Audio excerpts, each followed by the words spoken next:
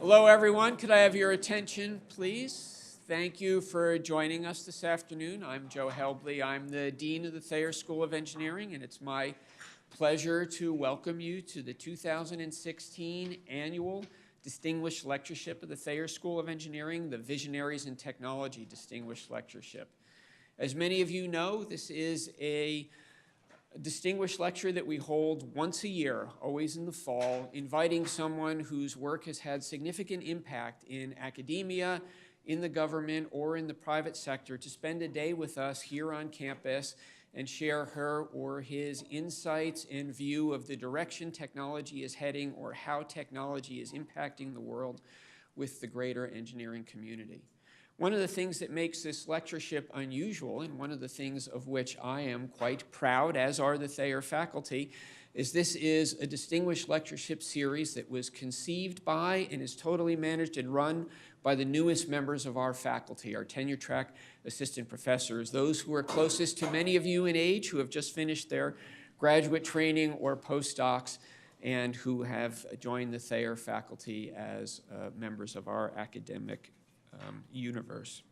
So it gives me great pleasure to introduce this year's speaker, Dr. Jeanette M Wing, who oversees the basic research laboratories worldwide of Microsoft Corporation as the corporate vice president of Microsoft Research, a position she has held since 2013. She's also a consulting professor of computer science at Carnegie Mellon, where she twice served as the head of the computer science department, and is an affiliate faculty member in computer science and engineering at the University of Washington in Seattle.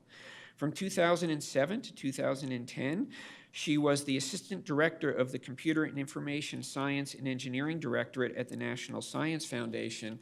So in many ways, in that role, she was responsible for directing funding in computer science and engineering to all of the academic institutions across this country and for setting the direction for computer science and engineering research as supported by the NSF.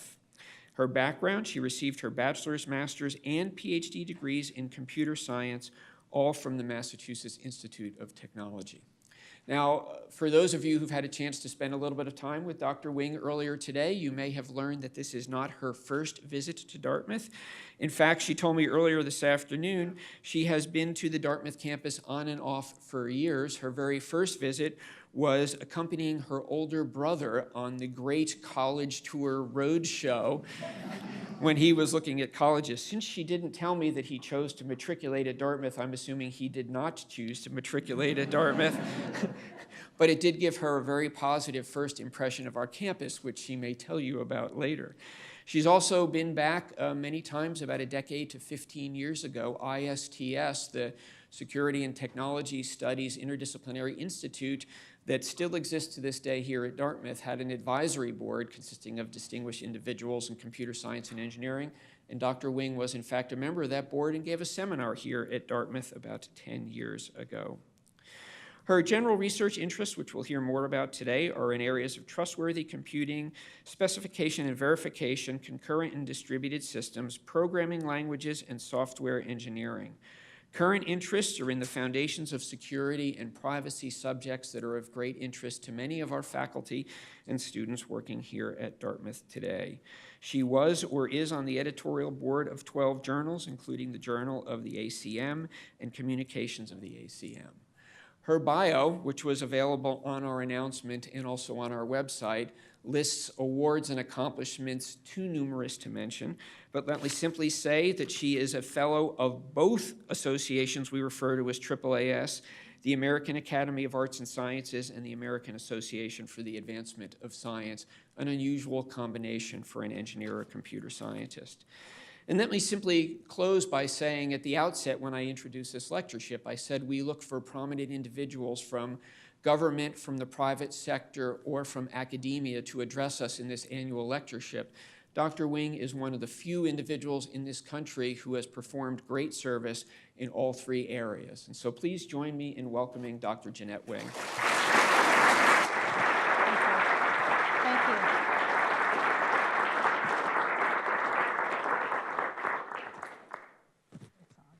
Well, that's quite an introduction. Thank you. I am here, and And thank you for inviting me to this Visionaries in Technology Distinguished Lecture Series. I will share with you my vision, which I stated 10 years ago in 2006. And literally, I used this same slide deck. I've been using it for 10 years, and it started with my grand vision. So I want to share with you not only my vision and what it is, but I also want to share with you how far we've come in 10 years. And also, if you're interested, what made me even state this vision? But I want to also just get on with it. So what did I state, and what have I been stating? That computational thinking will be a fundamental skill used by everyone by the middle of the 21st century, and as fundamental as reading, writing, and arithmetic. So this is a grand vision. You're allowed to have grand visions. And I really meant that computing was going to help, of course, spread the computational thinking, the use of computers, and so on. But when I sort of decomposed this vision, I first of all meant that in all disciplines, the way in which one would conduct research would be through computational thinking. Not the only way, but it would be added to your repertoire of thinking skills. And at the time, certainly, all science and engineering disciplines were seeing and are seeing and continuing to see the importance of the use of computational methods, the use of computational techniques and tools in the conduct of doing research in science and engineering. What I was saying and what I am saying is that beyond science and engineering, in all disciplines, arts, humanities, social science, economics, political science, computational thinking can add to your repertoire of thinking skills. Now, of course, I was speaking about research, but this vision has implications for education as well. For instance, what should we be teaching every undergraduate at Dartmouth? What should we be teaching every high school student, K through 12 students in the United States? So this vision of mine certainly has implications for education. And I wrote this short article, it's only 3 pages long, 10 years ago, to state this vision of mine. And I can explain how I came to write that article if someone asks me at the end of my talk. But it's a very easy read. It's a little poetic now that I look back on it. I encourage you to read it. It's one of these things that you can read right before you go to bed. It's not deep in any way, but I hope it's inspiring. So let me also say that when I first posed this vision, even the computer science community got all hung up on what do you mean by computational thinking? And we didn't have a crisp definition.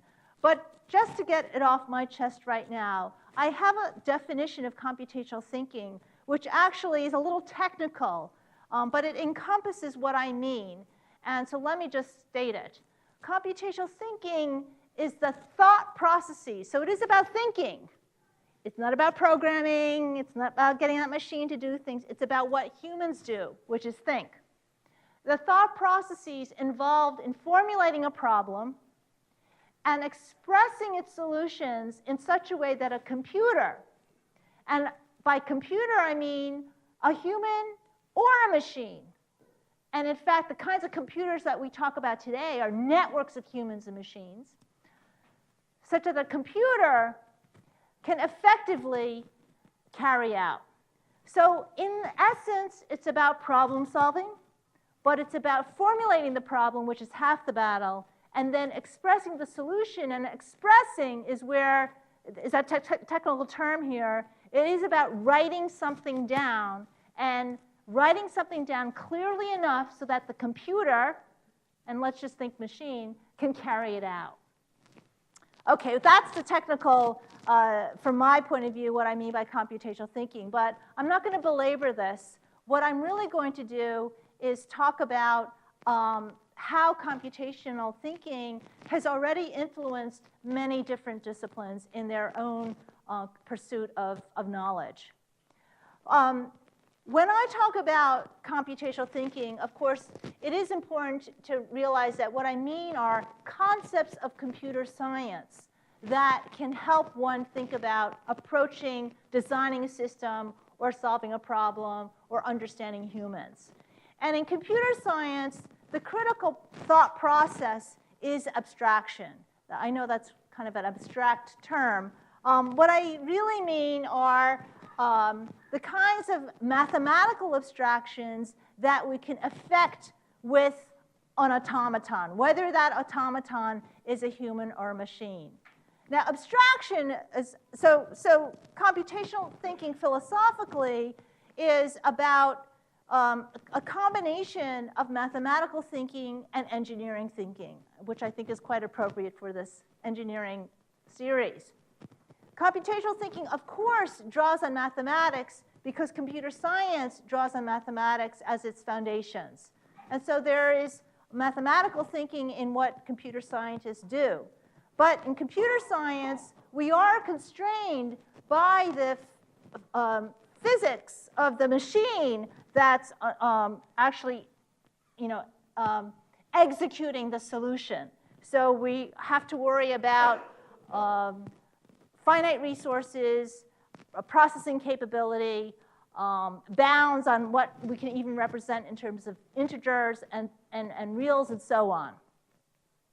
So it's not easy for us to say for all x, p of x, and just say it's really going to work. Whereas in mathematics, of course, you can say that and be assured that for all x, p of x will hold. Now, computational thinking also draws on engineering thinking, since the systems that we build in computer science are systems that interact with the real world. And more and more of this is going to happen because the flip of that is all the kinds of physical systems that we have been building for centuries in engineering are going to have computational components in them, what I like to call cyber-physical systems. So, of course, computational thinking will take into consideration the same kinds of constraints that one has to think about as an engineer in terms of cost and management and resource constraints and design. All of those kinds of engineering design thinking come to play when you're building a computing system. On the other hand, what distinguishes computer science from any other science and engineering discipline is something that is unique to computer science. Can anyone guess what I'm thinking? Software. With software, you can do anything. You can build these virtual worlds where you can defy the laws of nature. You can defy the laws of physics. And in software, you can build these worlds that are only limited by your creativity, what's in your head. And that is, software is what distinguishes computer science from any other science and engineering discipline. And, there are lots of properties of software that make this very different. But we won't go into that. Okay, so what I want to talk about with respect to computational thinking is not the artifacts, not the hardware we build, not the software we build, but the ideas, the thought processes that we use to build these kinds of systems. So I really do mean that computational thinking is for everyone, everywhere. And just to be a little concrete, let me give you an example of the kinds of computational concepts that I mean by concepts in computer science. And I don't mean for you to read this list and say, oh, I need to learn everything there. The real point is these are deep concepts. And not everyone needs to learn all the concepts, but there's some concepts that I think everyone can learn.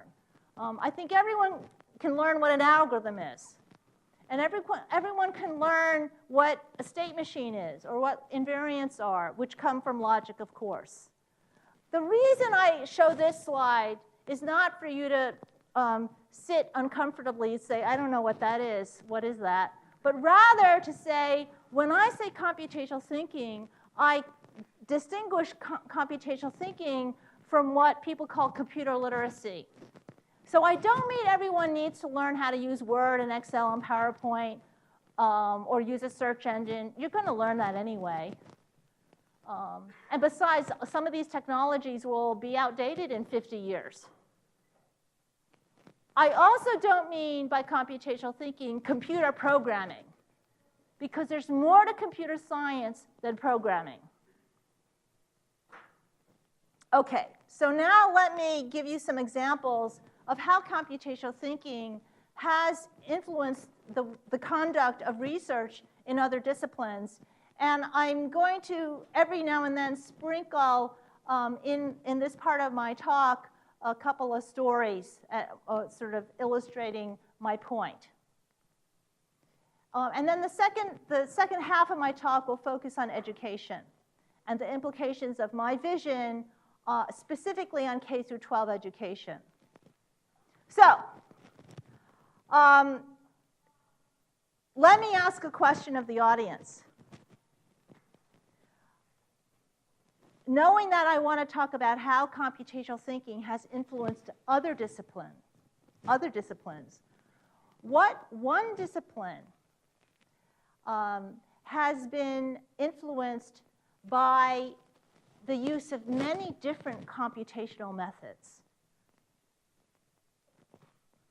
Actually, you can name anything, but what is Jeanette thinking about in her head at this point? Biology! Thank you, George. And he has not seen this talk before.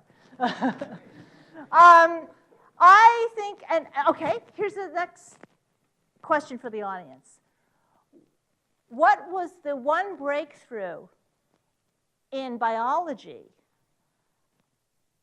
that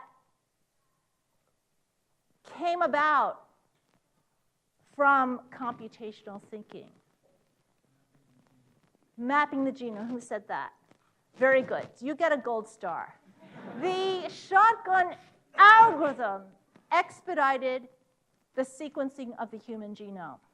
And I believe it was at this point where the biologists stood up and they said, oh, you computer scientists have something to offer in the way I should have approached discovering new biology.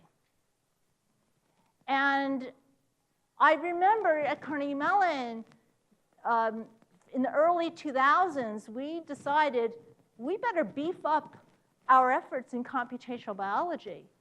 And we had, teams of search committees that are made up of computer science faculty and biology faculty coming together to say, this is an emerging discipline. Biologists are going to need to know how to think computationally. And computer scientists can be inspired by the challenges of biology to advance the field of computer science. And may I say at this point, the rest is history, because I think we see it, and many of the students I talk to at lunchtime, it's very much about biomedical, many applications, even people are thinking about using machine learning in clever ways. And so it really is this wonderful marriage between biology and computer science. And there are many different kinds of computational techniques over the years, and computational languages and models and techniques over the years that have been used to try to understand and advance biology. And the common theme in all these different techniques that are shown in red here is to realize that in computer science, we use these models and languages and techniques and tools routinely to represent the dynamics of computer processes, like an operating system or a distributed system. And so the thought is, maybe these models and languages, tools, and techniques for representing the dynamics of computer processes and then doing understanding, analysis, reasoning, and prediction are relevant for representing the dynamics of biological processes. And sure enough, it is because of that hope, that relationship, that a lot of new biology is being discovered because of the application of these computational methods. And now I want to show one example. This work was done at Microsoft Research in Cambridge by Sarah Jane Dunn and her colleagues. And what she did was she used essentially some off-the-shelf verification technology coming from computer science to narrow the search space in the representation of the dynamics of stem cells to discover an essential core of gene-to-gene interactions that was common to all the experiments that had been published on stem cell pluripotency. So I said that's the bottom line, and now I'll walk through that in a little more detail. So I'm not an expert in stem cells. I'm not a biologist, so please accept my apologies for not getting the words quite right. In embryonic stem cells, there are two properties that are important. One is that they're self-renewing. That's what makes them stem cells. They renew indefinitely. The other is this notion of pluripotency, that any one stem cell can mature into some other cell, like a liver cell, a lung cell, a skin cell. We don't know how this works. That's where the biology needs to be advanced, but it happens. We know that happens. So we also know, and this is tangential to this, but we also know how to reprogram an adult cell back into a stem cell state. And so the hope is, if we can figure out what makes stem cells mature into a lung cell or a liver cell or a skin cell, then we could maybe create liver tissue and then help people who need organ transplants. So we know how to turn an adult cell back to a stem cell, but we can't direct a stem cell to what we want it yet because we don't understand that process. So that's the big picture. So what Sarah Jane Dunn and her colleagues did was simply recognize, first of all, it's known from biology that each stem cell requires two of these three signals with chiron and PD for pluripotency to be sustained. And so what they did was they measured, this is a typical gene expression map that you see in biology. They measured the gene-to-gene interaction and how much of a expression there is for that interaction in this two-way map. So when computer scientists look at maps like that, we think immediately in terms of Boolean representations of a graph.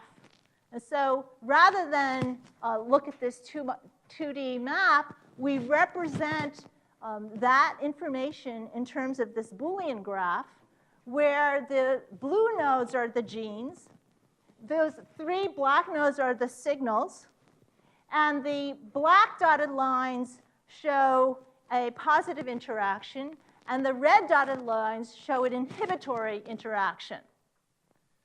And to us, it's just a state machine, if you will, which we can plug into our favorite constraint solver or model checker or verification tool, and then start doing analysis and, in fact, doing prediction.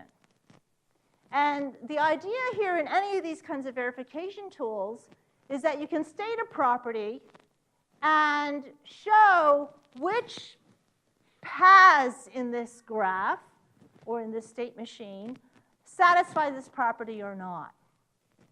And so by using Z3, which is the underlying satisfiability modulo theory's SMT solver, she was able to, from this graph, which represents 10 to the 43 possible ways in which these genes can interact with each other based on these signals, reduce that to a smaller graph, and this is what she calls the kernel graph. And by using experimental evidence for the constraints to that SMT solver. In other words, every single experiment has these interactions underlying them. And that's why, this is the new discovery in biology. She calls this the kernel graph. So this is in her words, the essential program governing naive pluripotency. And the Z3 SMT solver, by the way, was also invented at Microsoft Research many years ago. It's the workhorse of almost every single verification tool in computer science used today. So this is an off-the-shelf application of a standard verification tool coming from computer science used in a biological setting to actually discover new biology.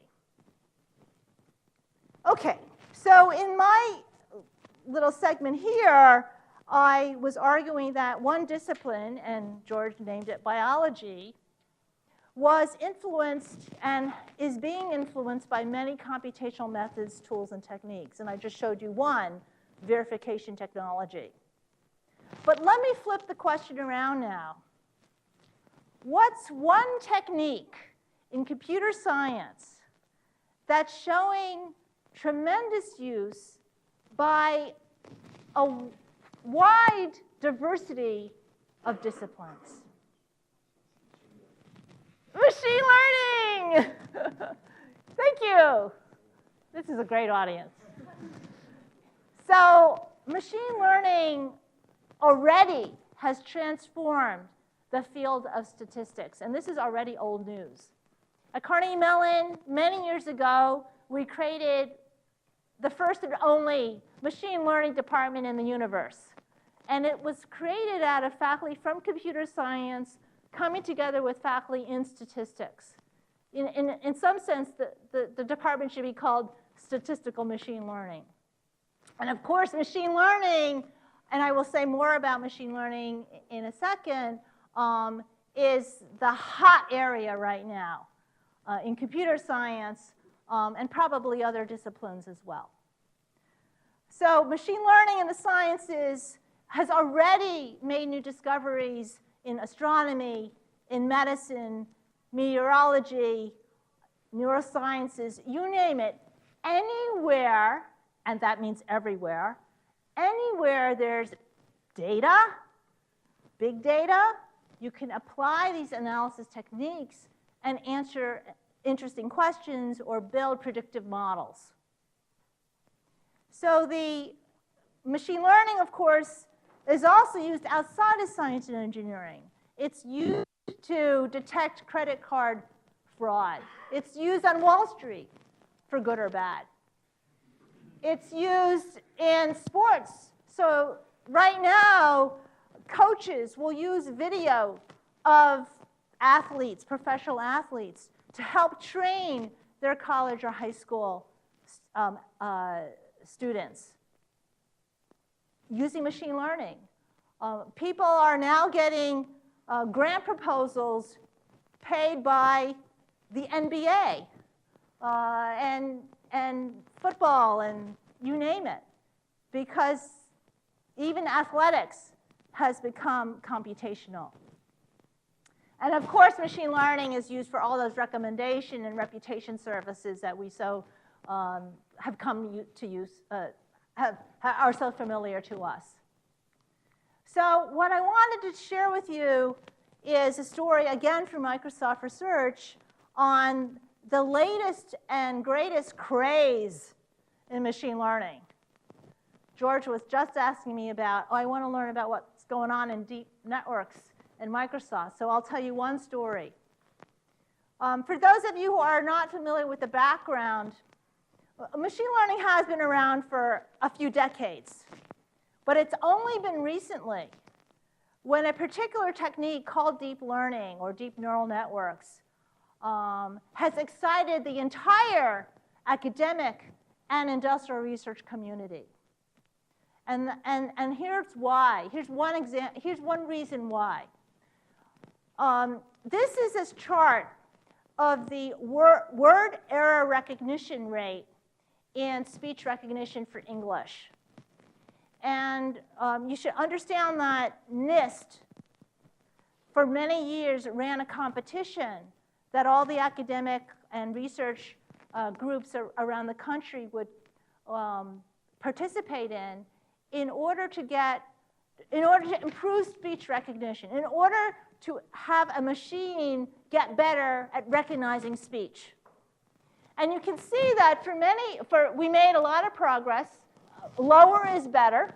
We made a lot of progress until, say, around 1999, when we plateaued. Every year, we'd still use those hidden Markov models, and we wouldn't improve until 2009. 2009, some work was published, co-authored with some people at Microsoft Research, that showed we could drop the word error rate relatively by 33%. What the numbers basically show that before this breakthrough in 2009, every third or fourth word the machine would get wrong, which is not very good for a speech recognizer. What this meant was every fifth or sixth word would be wrong, which is much better. And what happened was this is an example of a deep neural network. I just thought I'd show a picture. But it was this kind of technology that made that word error rate go down. And what happened then was in 2012, my former boss, Rick Rashid, who used to run Microsoft Research, gave a demo in China, in Tianjin. And it was to an audience of thousands of Chinese students. You know, picture an auditorium as big as like a football stadium. He spoke in English, and in real time, that English was recognized, transcribed into text. That text was then translated into Chinese text, and that Chinese text was uttered by a speech synthesizer. And in real time, he spoke English, and out came the Chinese to the understanding of the entire audience. And it was so amazing to the students that tears were down their faces. And I was actually in the audience then. And I was still at Carnegie Mellon. And I turned to the person sitting next to me, Daniela Roos, who's the head of CSAIL right now. And she looked at me, and her jaw was dropped. And she said, "This is amazing." And it is because of that demo that we were able to pull off, because of Rick's demo, that we then immediately said, how do we turn this into something that we can serve the whole community, serve all the customers of Microsoft? And that's when we put that kind of technology into Skype. And so now there's a feature in Skype called Skype Translator. We can now handle 9 languages. So what happens is you can have a Skype conversation where you speak in one language, the other person speaks in a different language, and you can be communicating with each other. What happens is you see on the sidebar a transcription of what you're saying, well, what the other person is saying in a language that you understand. And it's a fascinating example of how we have a long way. This is great that it's in Skype Translator, 9 languages, blah, blah, blah. But it also, for the research community, shows how we have a long way to go, just in terms of speech recognition, natural language processing, machine translation. So for instance, obviously, the big data that fed the models that can do the speech recognition and also the translation models. But the kind of data that we used in the beginning were basically transcripts from the UN. Well, let me tell you that when you're having a Skype conversation, you're not talking like people at the UN. So there was a lot of learning there. The other thing is, when you're having a conversation with someone, you're often not speaking in complete sentences.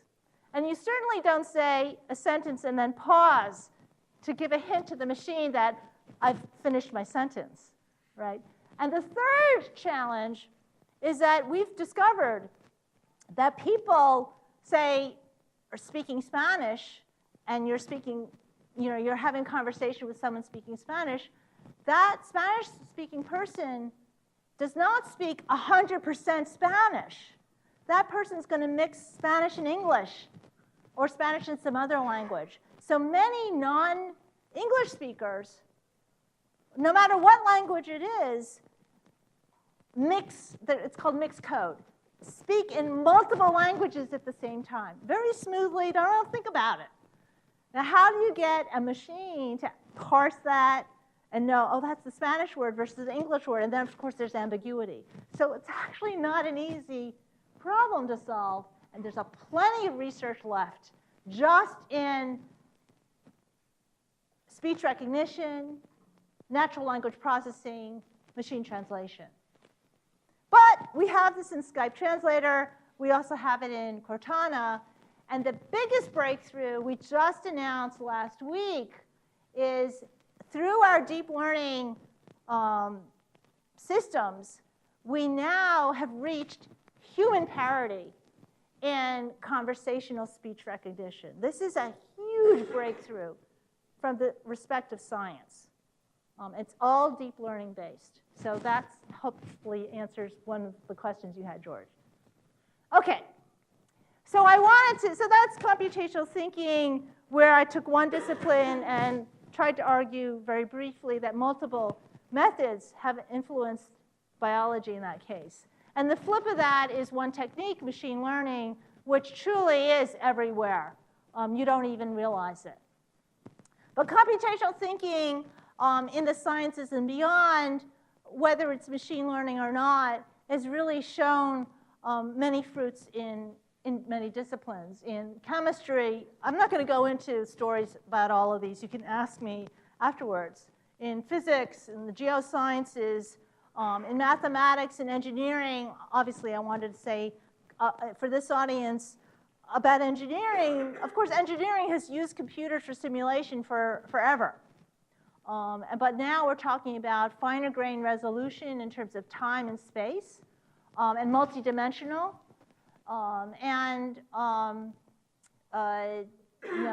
really doing what I think are not just first order effects, but higher order effects in doing the simulations.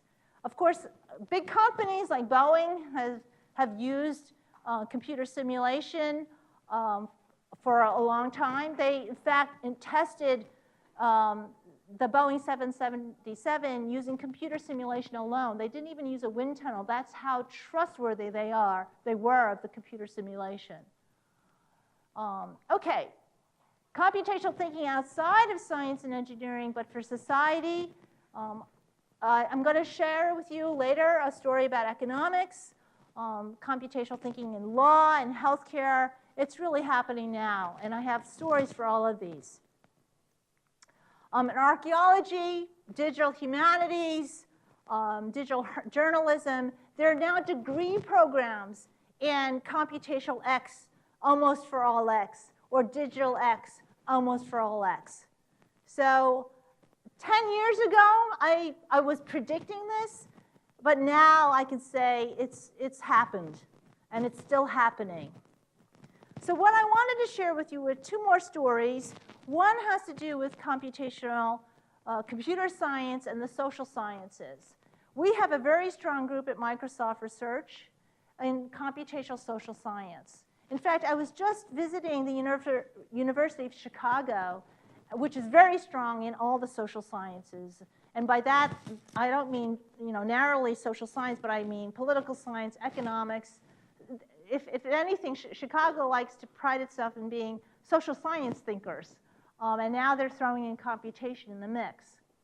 But one of the projects that the Microsoft researchers have been looking at is crowd working. They've been doing this, studying crowd workers as a graph, if you will, of nodes and relationships between the people in the graph, and coming at it from a social science point of view, trying to understand the kinds of nodes, the kinds of relationships, the kinds of communication people have with each other. So one of the projects actually studied crowd working both in the US and India. And an interesting observation was made that by looking at crowd workers, the way in which these crowd workers are paid and incentivized and for the work that they do actually fits the theory of what's called imperfect competition. In the theory of perfect competition, if there are two jobs, they're equal in what the task is, then you expect the people paid doing those jobs should get equal pay. So equal pay for equal jobs. But that doesn't happen in the crowd working situation. In fact, you might have equal jobs, but people will be paid differently. So that was one observation in just looking at crowd workers, mechanical Turkers, essentially, in the US and India. The other thing that they observed is that you would think that these are independent workers. If you're a mechanical Turker, you get some money to label images, for instance, and you just do your thing, you get paid and you're happy. In fact, there are a lot of off-channel ways in which these crowd workers communicate with each other, essentially forming ad hoc human networks that are like communities that help each other and share approaches for, say, solving a task. So that's something that was not expected. This is the kind of computational social science that's starting to emerge from studying, say, crowdsourcing in this way, but studying computational networks from a social science point of view. Another example I wanted to give, and I wanted to give this because it's timely, there's an election coming in 18 days, is about polling. So normally, when you think about polling, like who's going to win the presidential election, and the Gallup poll will call up some number of households, and based on some number of households determine one party's in front versus the other party. They use what's called representative polling. So you have, say, 1,000 households. You want to make sure that those 1,000 households are fairly representative of the people who are going to vote. What this technique is completely different. It's called non-representative polling. And what we showed, and this is, again, a project coming out of Microsoft Research from our economists, what they showed is non-representative polling can actually be more accurate than representative polling used by survey companies like Gallup and so on. And how does non-representative polling work? And let me give you the example at the same time. So back in the 2012 election, the group who did this work polled Xbox users. And first of all, we had some of their demographic information, and we polled them in terms of who they might vote for. Now, Xbox users are not representative of the United States. Yes, they're mostly young, mostly white, mostly male. And that's why you should be surprised.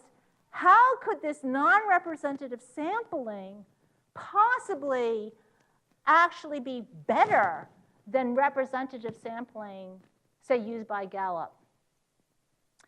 Let me tell you the result first and then how it works. So the red line is the raw Xbox data. And you can see if you just use raw Xbox data, you will not predict the final election well at all. But if you use some machine learning techniques, and I will explain how that works in a second, then you can normalize this data and come up with the heavy black line, which you see there. And you can see that the heavy black line very closely matches the final election outcome. And so, in fact, it outdid the pollster.com, which is a typical survey used at the time. And so the point is non-representative polling actually outperformed the representative pollster.com polling. So how does this work? The idea is to use statistical machine learning to keep millions of interrelated predictions consistent. So how does this work? For any one person who plays Xbox, we have some demographic information. We know they're male. They live in New York. They're a certain age. They have a certain education level and some other demographic information. For that one person, we actually have, we bucket that person in male and also New York and also college educated. And by then using statistical machine learning techniques, we can get enough of an indication of how any one person that cuts across any of these demographics would vote.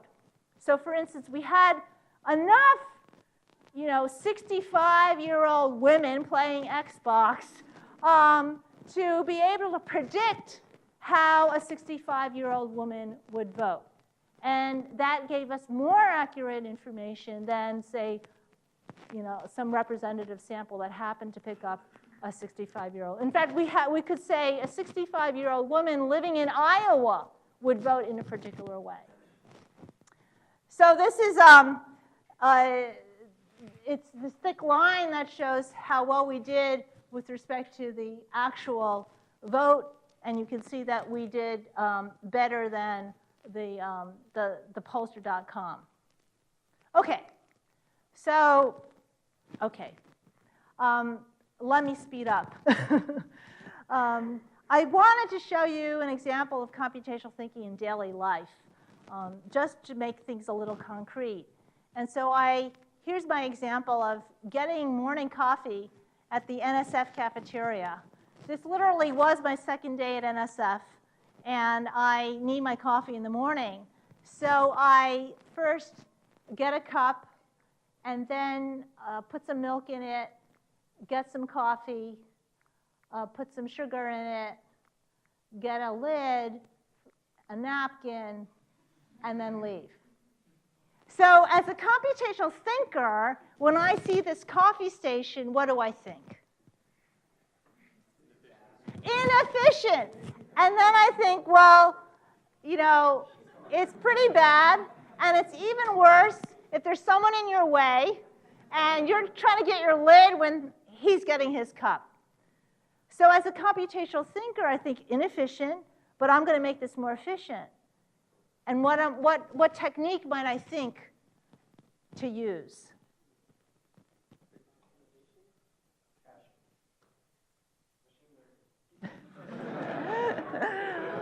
Pipelining. And so actually, I'm giving you enough time to figure out. I have to tell you that the coffee and the soda machines are bolted into the counter, so you can't move those. But I'm giving you enough time to figure out how can I affect a pipeline.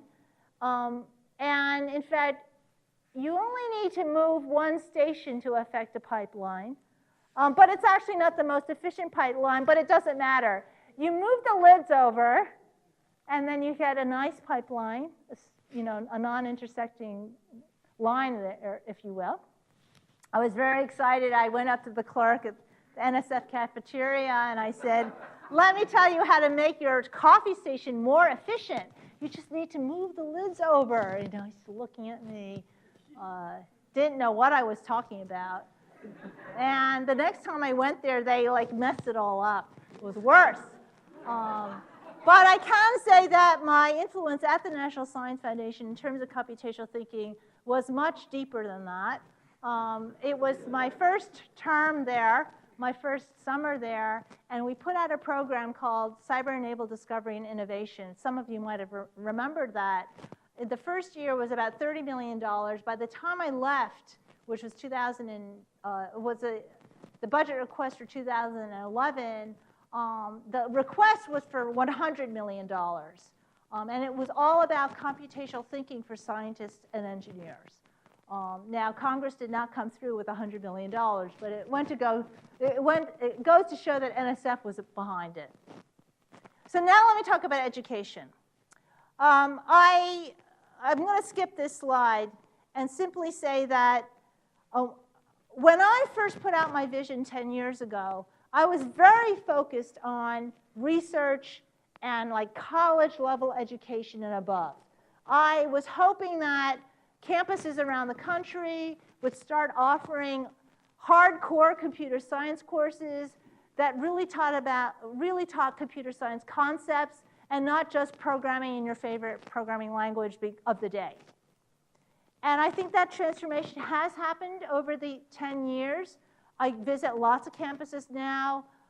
That is the most popular course at Harvard, CS50, and it's been copied at Yale, literally. Carnegie Mellon completely revamped its undergraduate curriculum in computer science, adding more computational thinking for both majors and non-majors. It's one of the more popular courses at Berkeley. And so I think, I could say done deal. But in fact, when I was at the National Science Foundation, it was my advisory committee who suggested to me, why not go after K through 12? I said, oh my God,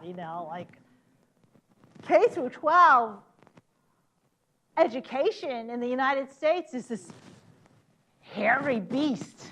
I don't have, not in my lifetime will I expect to see any movement at the K through 12 level in computer science.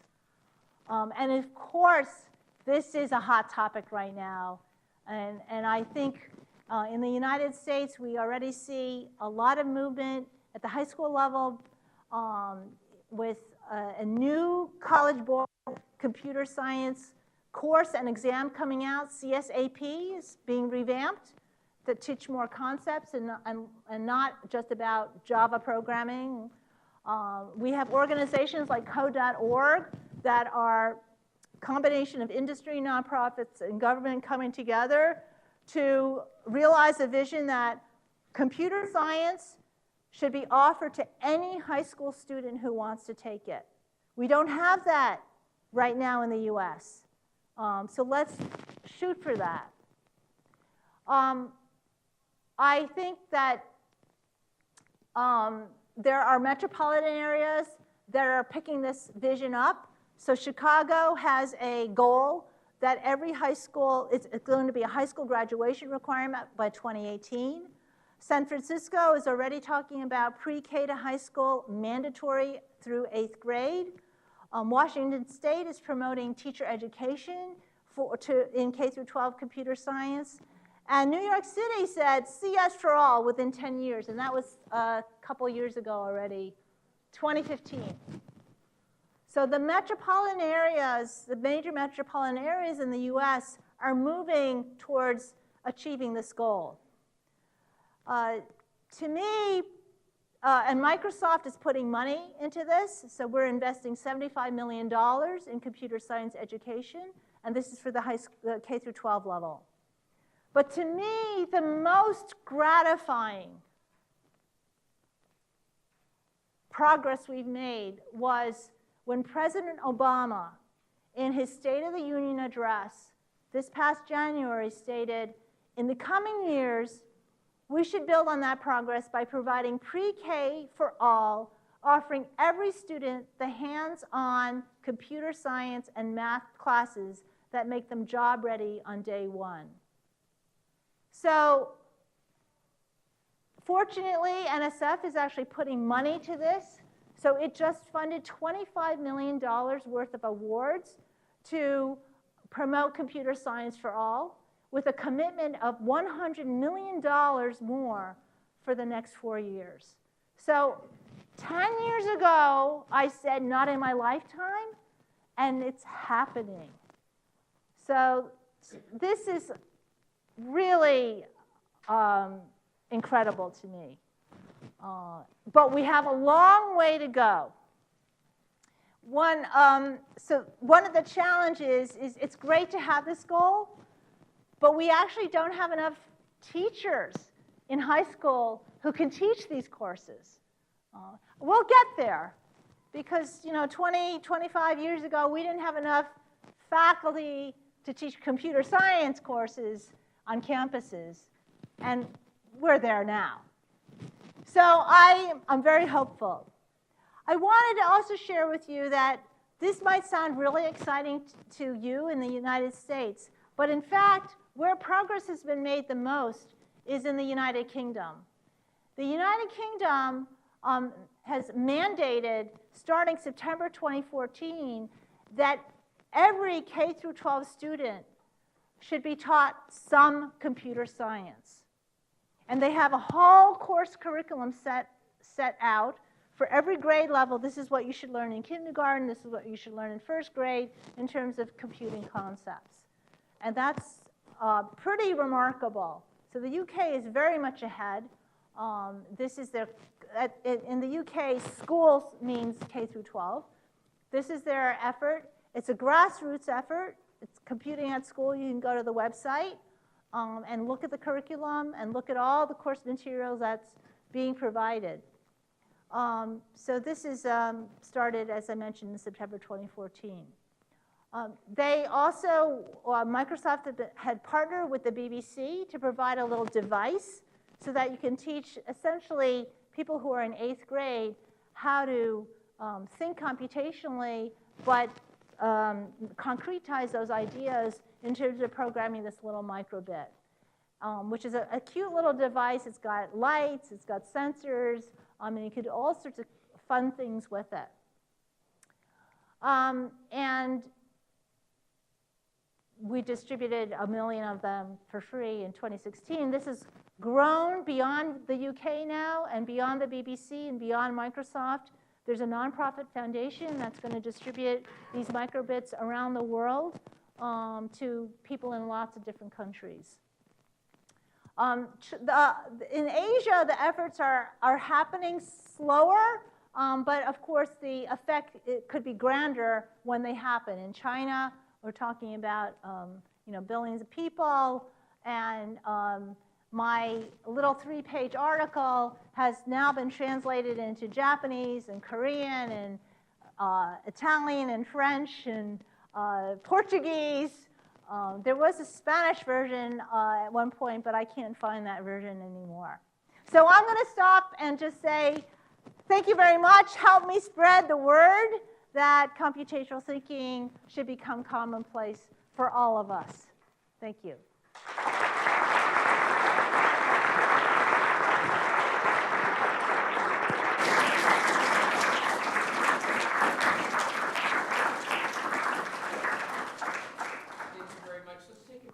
5 minutes for some questions, and then there will be a reception with Dr. Wing immediately afterwards when we continue the conversation.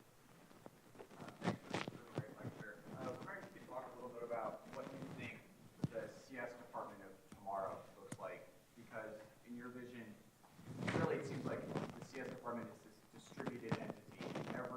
It's used everywhere in every field, and it's through the collaboration between computer science experts and experts in their own field, like real innovation. But it still seems like you need like a core of that to focus on furthering CS itself. I think absolutely there will always be a core discipline of computer science, and thus faculty populating that department and making advances in computer science. I see this from a corporate point of view in terms of where we at Microsoft see the needs, both in advances in machine learning and AI, but also in distributed systems. We're building these huge data centers, and we have to keep them up all the time.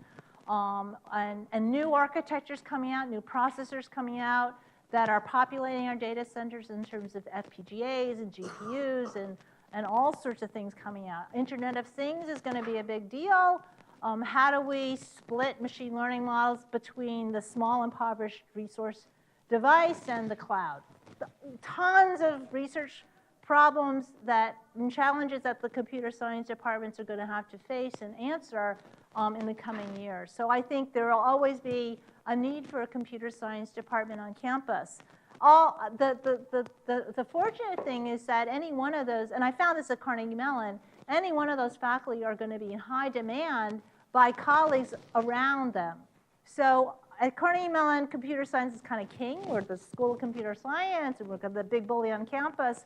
And you know, every other person on campus wanted to work with us, from art to drama to biology to the business school. They all wanted to work with us because they saw their future, or lots of interesting things happening in their world was happening through computing, through digital technology. So that'll be great. I mean, if you're in computer science, you can't be in a better world. You can advance your own discipline, but also work outside of your own. I think the real question, and I don't have an answer to this, is on campuses today, and I've gone to lots of universities, I visit lots of universities, especially recently, is I mentioned already the prevalence of data. Every single discipline, whether it's history or art, has lots of data. The data could be text, it could be images, it could be video, it could be multimedia.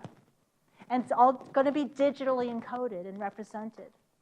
And once you have a lot of data, and more interestingly, once you want to put data from different disciplines together, then you're going to need the analytics coming from computer science, statistics, operations research, optimization, and so on and so forth. And what I am hearing on campuses today is, what does that mean for the structure of the university? When everyone is going to have a lot of data, but not everyone is going to house a machine learning expert in their department, for instance.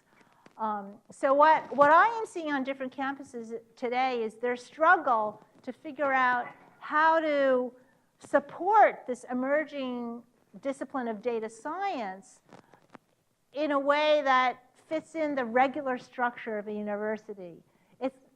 It's not necessarily going to be its own department because it actually draws from techniques from computer science, not all computer science, but a lot of computer science, statistics and OR and so on, but the applications are everywhere. In medicine, in law, in journalism, in public policy, everywhere. So that's the interesting question for our university presidents, provosts, and deans today. How do we deal with all this data, and how do we put that into a box on campus? Or maybe it's not a box. But computer science, I'm confident that you'll still have computer science departments on campus, and they'll be advancing the science of computer science as well as working with other disciplines. Back there.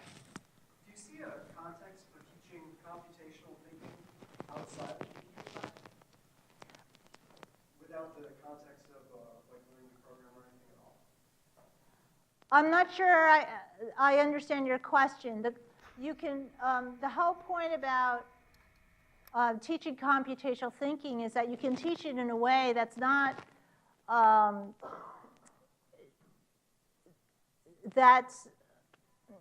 just about this is what computer science is. It's more about it is more about the thought processes, and you could put it in context. And I think so I'm not really quite sure what your question is. Towards the beginning of your presentation, you showed a biologist applying computer thinking. Presumably these people had probably didn't take time to go through CS class. Right. But they were presumably learning from other experts. Do you see a pathway for that, for say high schoolers to learn computational thinking outside of taking CS class? Oh, sure. I mean, I think actually, first of all, let me just say that in the United States, we haven't actually figured out how to inject the teaching of computational thinking into the K through 12 level. I think we've certainly at the high school level, we have probably come to consensus that it makes sense to offer a computer science course. And so that any high school student can learn computational thinking through taking that course. But what's interesting is, of course, you can teach computational thinking while you're learning English or biology, say at the K through 8 level. So, but we haven't figured out whether we want to go the UK way, where we kind of inject computational thinking throughout the K through 12 curriculum, or we piggyback on what's already being taught in science class or math class and inject some computational thinking there. That's an ongoing conversation in the US. I don't know the right answer. I mean, the hard part of all of this is that there's only so much time in the day, and there's only so much material you can cram into a child's day of education. So if you put something in, something's got to go. And then you get into these wars, right? And you very well know that at any college campus when you're trying to design the required versus the optional part of the curriculum. So Jeanette, George has his hand up. Why don't we give your colleague George the last question, and then we'll return to the reception. So when we talk about thinking, that's a big, there are many thinking's a big world. And so you've been talking about computational thinking, and presumably there are other kinds of thinking.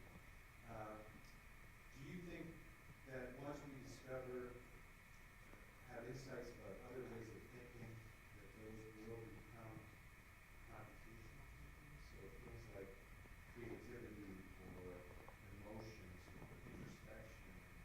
There are lots of things you think about in different ways. What's the limit? It's a great question, and this borders on it being a philosophical question. And I remember I've given this talk to many different audiences, but one audience I gave this talk to, and which was my most disastrous talk on this topic, was to a room full of philosophers. And they couldn't get past the term computational thinking because they said, well, what do you mean by thinking? And I was floored. I couldn't get past slide 1, and that was one of my worst talks. But I remember that. I vividly remember that, obviously. I was going to try to answer the question, but I could stop at that point. I actually was very careful in the beginning when I started advocating computational thinking to not be threatening to other kinds of thinking, because I wasn't saying computational thinking is going to take over the world.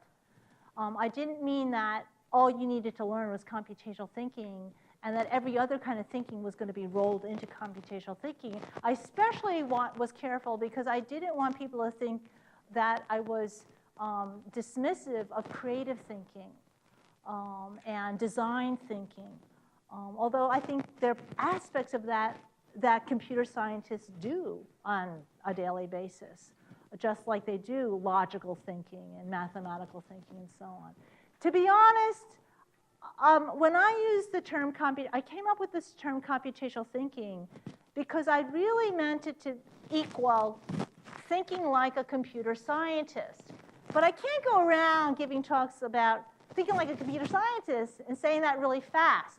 So computational thinking was a shorter way for me to say thinking like a computer scientist. The other reason I didn't want to say thinking like a computer scientist is that then you get bogged down into what is computer science? I didn't want to have that debate either. So that's partly the genesis of the term that I use anyway. It turned out to be a good term for other reasons I can explain offline. So with that, I think I'll end. Well, thank you. Thanks.